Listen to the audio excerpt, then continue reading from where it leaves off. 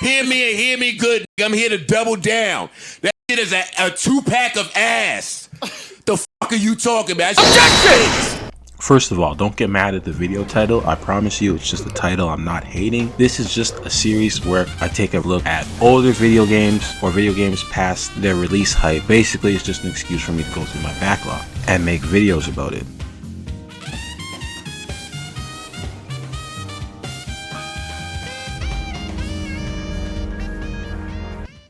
So this mobile game, and I know you're rolling your eyes as soon as I say that, but this mobile game just released on PS5 and it's called Wuthering Waves, and I'm not gonna lie, it's got me back on that gotcha tip. I'm addicted.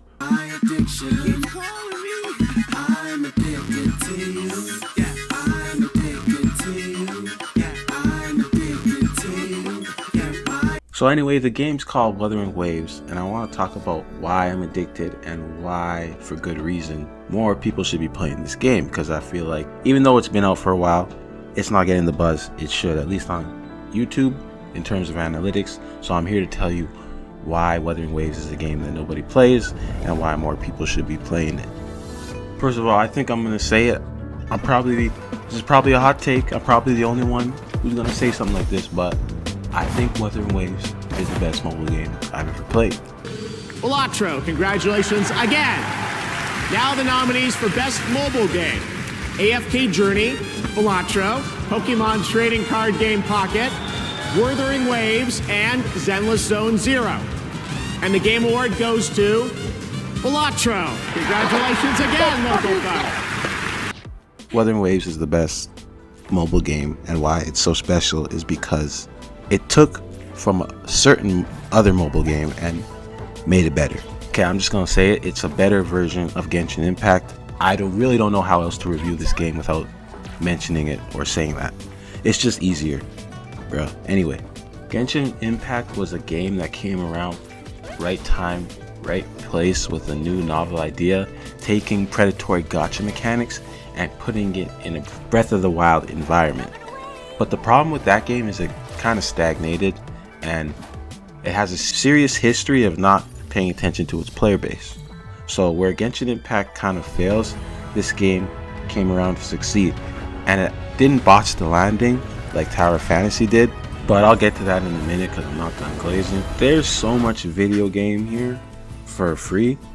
It feels weird to praise devs from a gacha game, but just from playing in the short amount of time I have and comparing what I've seen and heard to other gacha games, it's obvious the developers actually care about the experience that the player is having within the game. Even from the quality of life, I can tell the devs are putting the player's experience in mind, which is pretty much all you can ask for from your devs of any single game, not just a gacha game. So basically it feels like you're in the right hands when you are playing this game, even though this is a gacha game and it's predatory by nature.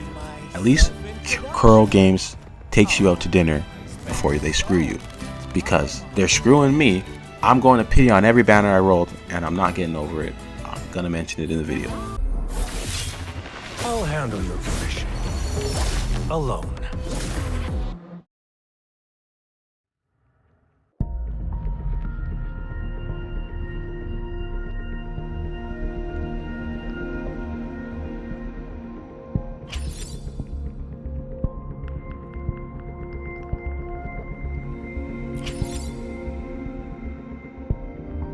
And I mentioned earlier that the game kind of plays like Genshin, so there's the familiarity aspect that is good, but there's also the fact that it took a lot of flaws and kept them. There's so much Genshin Impact DNA in this video game that it both hurts and helps it in various ways. I mean, the way everything in this game, it just plays exactly the same or similar to Genshin Impact, but slightly better because of quality of life updates. Like, the battle pass is the same, the storytelling is the same, the artifact grinding is the same, but you're gliding and of course rolling on the banner and hating yourself because you're going straight to pity in every single gacha game you play. But at the same time, it's 80 pulls to get what you want in this game, not 90 pulls. The weapon banner is guaranteed. Climbing has never felt more crispy, more satisfying. I'm zipping around, I feel like I'm Spider-Man. I'm running around the fields faster than Sonic the Hedgehog. And the artifact system is so unique in this game. It's like Pokemon. You catch the monsters, you can use them in fights. And the same monsters you farm act as your artifacts. It's kind of trippy. Oh, and don't get me started on the combat.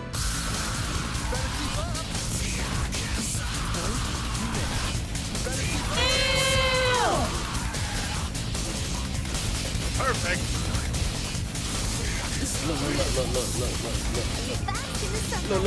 Look at this. Somebody come look at this. Look at this. Somebody come and look at this. Oh, look at this. Oh, kill him. Oh.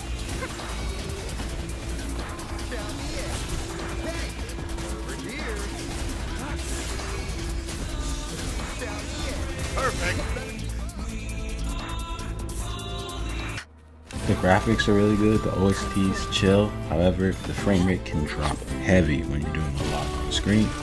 It's not like Genshin because you're not combining elements to do big damage, but you're switching out characters just like in Genshin. However, you have dodge counters, parry system, and the Echo Pokemon system where you can just fling out Pokemons at will. You have intro and outro skills. Basically, whenever you switch characters, once a certain meter's full, they'll do big damage when they come into the field.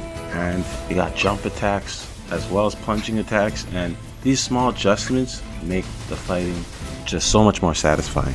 And I'm not gonna complain. The slight innovations to the Genshin Impact formula are very welcome. However, I just don't feel like they strayed too far from the formula enough for me to say this is a whole nother game from that. I would call this more like Genshin 1.5 than I would Genshin 2.0.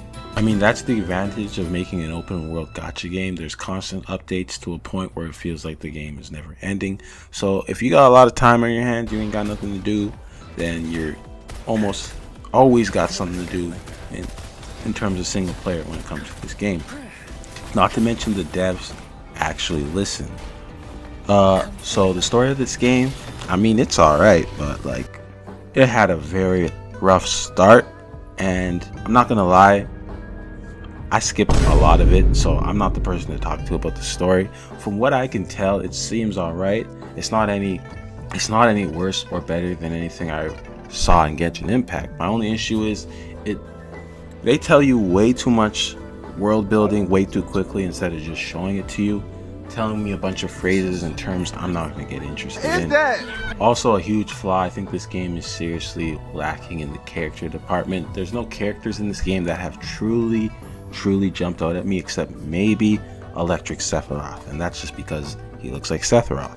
Also, the fact I wrote for a main DPS lolly character, it should be a crime to humanity to make a little girl character a main DPS. Now I'm stuck with a main DPS little girl, so kind of cheesed about that. I mean, I got over it, but I mean, not cool game, not cool.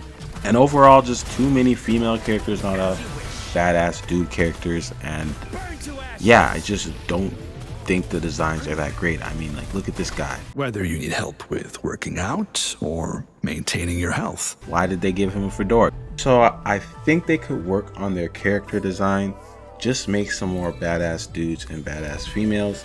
And if you want to lug one up on the Genshin competition, give them different body types. You could even make a chubby dude, a muscular dude, who knows, get crazy, even make a dark skinned character. Can I say that? But then again, that probably wouldn't sell in China, so nobody should probably take that seriously. Also, I say this with my whole heart, the English VAs, some of them are absolutely terrible. Like, past bad to cringeworthy. Encore's VA, I'm sorry, get a new one. Leave me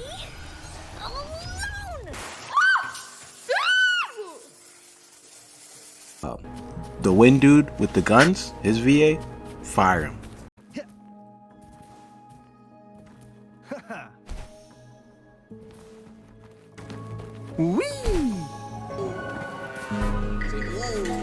Okay, I'm being mean, but bro, it's actually cringeworthy. It actually makes me cringe. So yeah, that's my biggest complaint, is the English, some of the English VAs. Some of them are alright. Those are my complaints for the game. I'll put it in the survey. Yeah, that's why I think people don't play Wuthering Waves like they should be. I mean, at the end of the day, it's a gacha game, so it comes with all the stigmas that a gacha game comes with. Also, the market is fierce right now. There are so many gacha games out competing, giving good patches, and player base is just split. There's more games coming out. It's not enough for everybody to eat. So that's why I feel like Wuthering Waves just came out in the wrong place at the wrong time, at least on the PS5. Whereas Genshin came out at the right place at the right time, even though Wuthering Waves, in my opinion, is a better game. So that's why nobody plays Wuthering. The story might not hit as hard and you might not feel the characters, but if you're a tryhard sweat who was dissatisfied with Genshin like I was, I feel like you might find your place here. Let me know, is this facts? Am I yapping? Peace.